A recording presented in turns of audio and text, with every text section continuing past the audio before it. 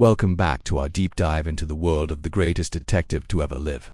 Today we are looking at a case that Sherlock Holmes himself considered one of the most crucial of his career because it didn't just involve a personal tragedy but the potential for a massive international crisis. I am talking about the adventure of the Naval Treaty. This story starts off with a bit of nostalgia.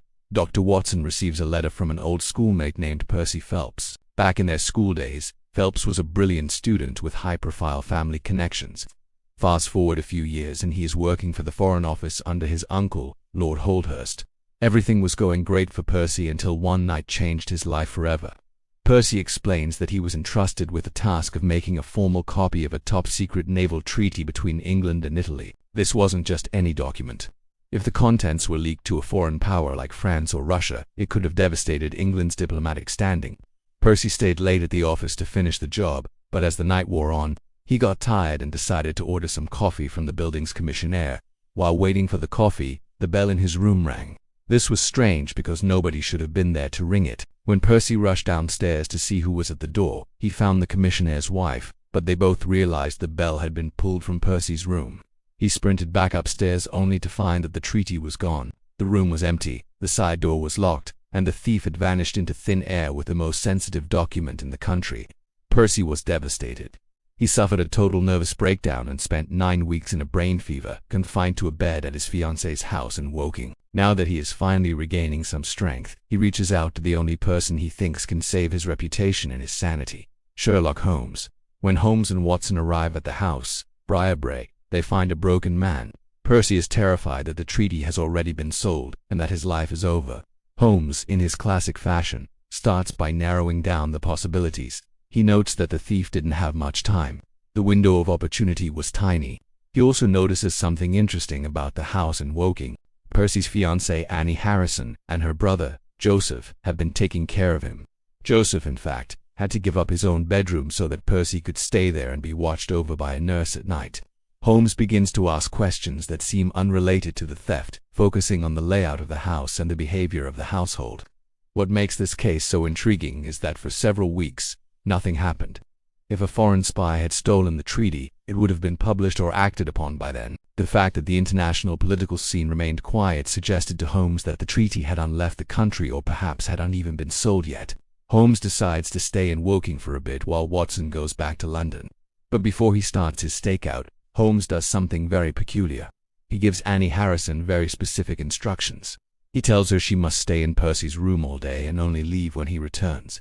He also tells her to lock the door from the outside when she finally leaves for the night. While Watson is back at Baker Street wondering what Holmes is up to, our detective is playing a dangerous game of cat and mouse. Holmes suspects that the thief is much closer than anyone realized. He realizes that on the night Percy fell ill and was brought home to Woking, he was placed in the very room where the thief had hidden the document. You see, the thief didn't have time to get away with it that night in London. He had to hide it quickly. And where would be the safest place? Right under the floorboards of the very room Percy ended up sleeping in for 9 weeks. This meant the thief was trapped, as long as Percy was in that room, and as long as there was a nurse or a family member present, the thief couldn't retrieve the treasure. This explains why Percy was attacked during the night a few days before Holmes arrived. Someone had tried to break into the room while Percy was sleeping, but Percy had woken up and scared them off. Holmes realized that the attacker wasn't trying to kill Percy. They were trying to get to the treaty hidden under the floor. Holmes sets a trap. He pretends to leave for London with Watson but doubles back and hides in the garden of the Woking estate. He waits in the shadows, watching the window of Percy's room. Late at night, he sees a figure sneak across the lawn, enter the house through the window, and begin prying up a floorboard. This is the moment of truth. Holmes pounces. There is a brief struggle, but Holmes, being the expert at Britsu in general combat, easily overpowers the intruder. And who was it? It was Joseph Harrison, Percy's future brother-in-law. It turns out Joseph had lost a lot of money on the stock market and was desperate. He had happened to visit Percy at the office on the very night the treaty was being copied.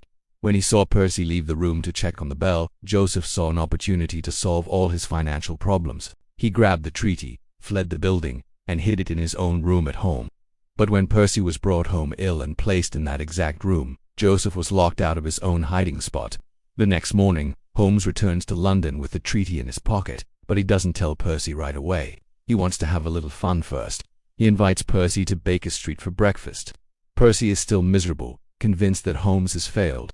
When they sit down, Holmes suggests that Percy should have some coffee and a dish of curried chicken. When Percy lifts the cover of the serving dish, he doesn't find food.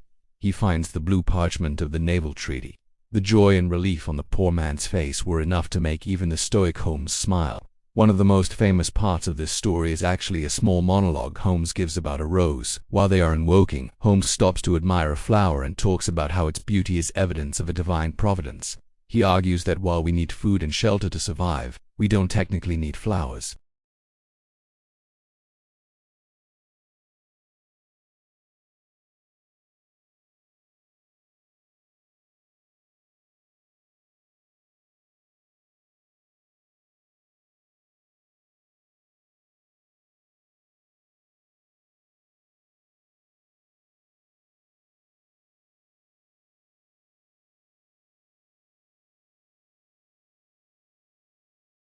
Joseph Harrison wasn't a master spy. He was just a desperate man who took a chance. But that one choice nearly changed the course of European history. Holmes saved Percy's career, his marriage, and perhaps even the peace of the continent, all before breakfast. This case also highlights the incredible bond between Holmes and Watson. Watson's concern for his old friend Percy is what brings Holmes into the case, and Watson's steady presence allows Holmes to perform his theatrical reveal at the end. It reminds us that behind every great deduction is a story of human emotion and loyalty. Whether it is the frantic pace of the London streets or the quiet, tense nights in the countryside of Woking, the atmosphere of this story is quintessential Sherlock Holmes. I hope you enjoyed this deep dive into one of the most complex and rewarding cases in the Holmes canon. It's got everything: a locked room mystery, a desperate client, a hidden treasure, and a brilliant trap. If you love these classic mysteries as much as I do, make sure to stick around for more. There are so many more secrets to uncover in the archives of 221B Baker Street. Thanks for watching, and don't forget to like and subscribe for more adventures with the world's most famous consulting detective. I will see you in the next one.